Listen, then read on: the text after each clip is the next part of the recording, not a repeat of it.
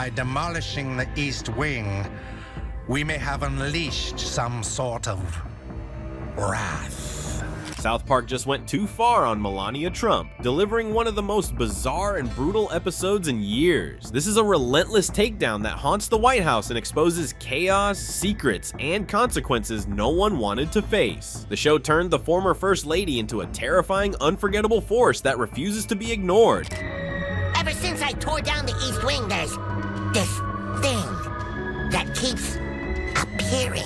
South Park just completely tore the White House apart, and it's all because of Melania. Season 28, Episode 2, The Woman in the Hat, dropped as a Halloween special, but it's not your typical joke-filled episode. Mr. President, this entity you speak of, how many times has it appeared? It appears more and more lately.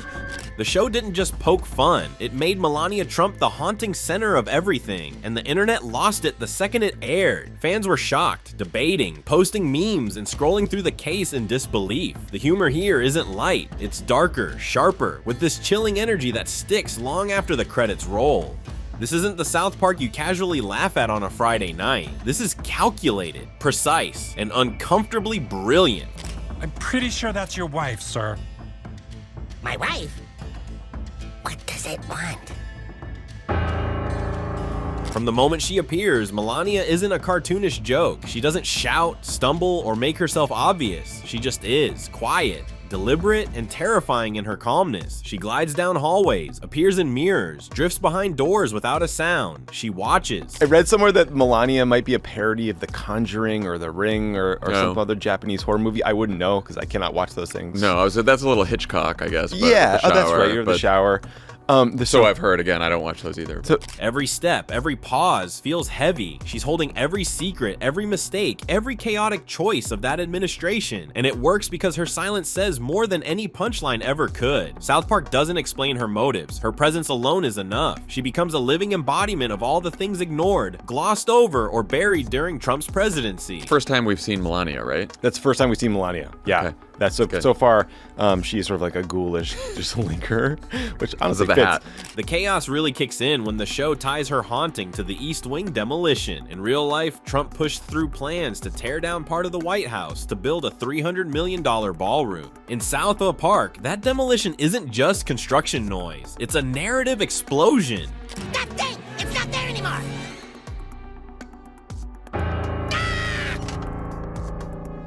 Every falling brick triggers secrets spilling out. Ghostly manifestations appear everywhere. The more the White House tries to rebuild itself, the more Melania's presence grows. The ballroom becomes a symbol of how those in power try to cover up mistakes with gold and glitter, while distracting from the cracks beneath. But South Park is ruthless. The glitter doesn't work. Every chandelier crash, every brick fall combines comedy, horror, and awe. The White House literally and metaphorically falls apart while Melania silently watches. And it's both hilarious and unsettling at the same time.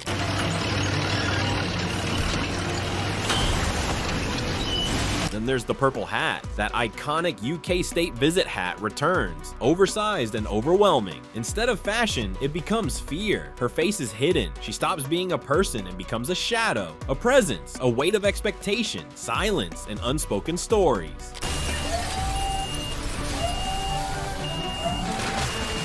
Every time she drifts down a hallway or looms in a mirror, she's not just haunting, she's confronting everyone with the truth they've ignored. Fans immediately recognize this as genius. It's not just a joke. The hat turns her into a visual metaphor that lingers long after the scene ends. She becomes unavoidable, like the mistakes she represents. By demolishing the East Wing, we may have unleashed some sort of wrath.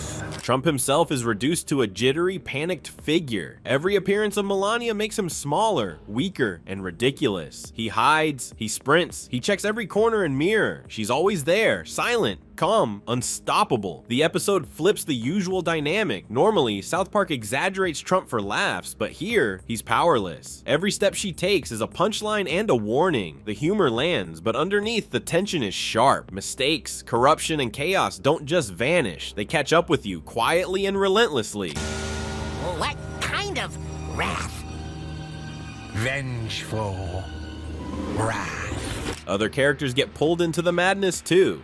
The East Wing demolition leads to a chaotic seance with Pam Bondi turned into a frenzied, overcaffeinated spiritual medium. Political figures like Stephen Miller, Kristi Noem, and Brendan Carr participate, highlighting just how absurd and dysfunctional it's all become. The seance itself is grotesque, hilarious, and sharp. Bondi's nose smudges turning into rectoplasm, dripping over every attempt to clean up the past. And every time Melania's ghost interrupts, it's a reminder: no ritual, no spin, no gold ballroom can erase what's already done. All the exterior doors are locked, no windows have been breached.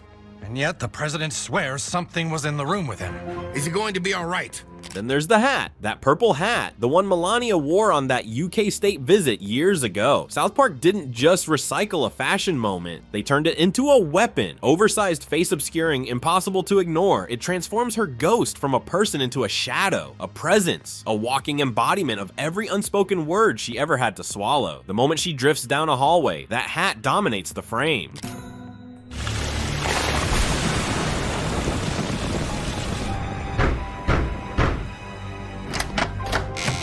It swallows her face, her expression, her humanity, and suddenly she's no longer Melania Trump, but a symbol of everything silenced and constrained by expectation, by image, by the spotlight of power. The audience isn't just watching a ghost anymore, they're watching the weight of decades of public scrutiny made manifest.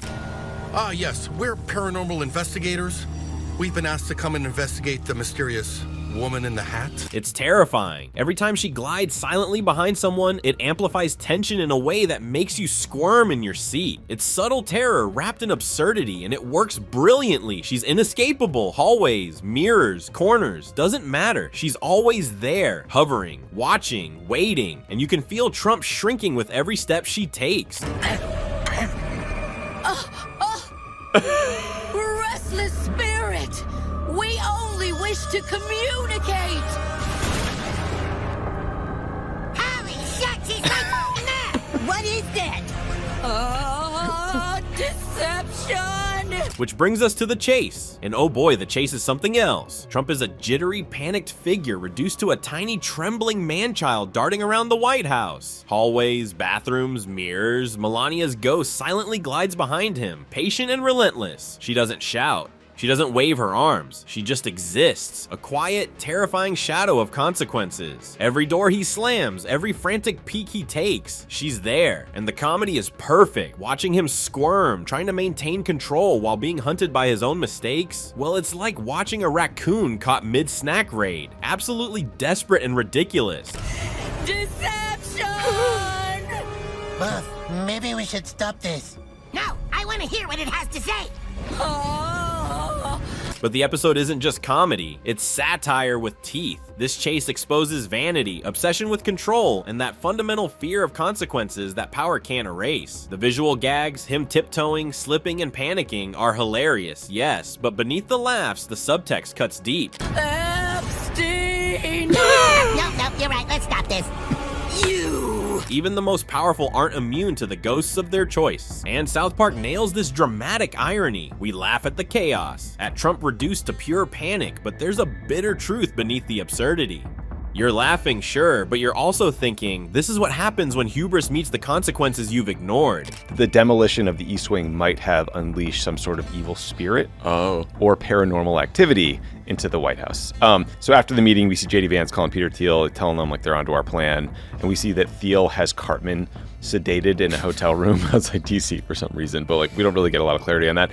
And then enters Pam Bondi. Yes, that Pam Bondi. She's transformed into a chaotic, overcaffeinated spiritual medium, waving candles, chanting, flailing her arms like she's auditioning for a supernatural circus. And of course, her brown nosing gets literal. South Park invents rectoplasm. Every time she fawns over Trump, a weird, sticky substance starts forming on her nose. It drips, it spreads, it becomes a grotesque visual satire of the way she and others constantly try to curry favor, to polish the image of power that the show has spent the episode tearing down. That's the right age for Stephen Miller. Yeah. Oh, by the way, I saw an article the other day about some MAGA Halloween party. You know the dude who does the proclamations? The seance gets even more absurd when other political figures show up. Stephen Miller, Kristi Noem, Brendan Carr, sitting cross-legged, clasping hands, as if they're in some corporate spiritual retreat that no one asked for. And just when they think they're calling the spirits to control the past, Melania's ghost interrupts. Silence, presence, judgment. She's a constant reminder that no amount of rituals, no amount of image polishing, no amount of political spin can erase the truth. The supernatural chaos is hilarious, grotesque, and razor-sharp political commentary all at once. That's peak South Park. I've gotten a lot of reports of disruptions in the classroom and some satanic numerology shit going on. And then the meta magic hits. Stan breaks the fourth wall. South Park sucks now. That one line could have been a throwaway, a shrug at fans complaining about politics, but it's so much more. It's self-aware, biting, and clever. The ghost storyline doesn't just haunt Trump or the White House, it haunts the show itself. South Park isn't pretending the audience hasn't noticed it's politically charged, it's embracing it. The satire now operates on multiple levels. You laugh at Melania, you cringe at Trump, and you nod at the creators, who are openly acknowledging controversy while still cutting through it with their signature sharpness.